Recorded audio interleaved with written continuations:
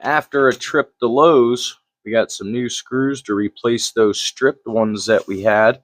The dual stage reeds shows right here that you put these on with the metal, then you put your guard on the outside. So we're gonna go ahead. I don't know if you saw that. I was using this poker, continually line up those holes. Flip her over to the other side.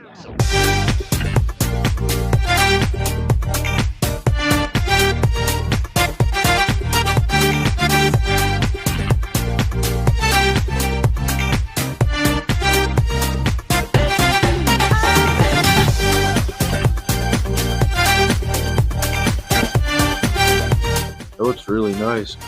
It looks professional.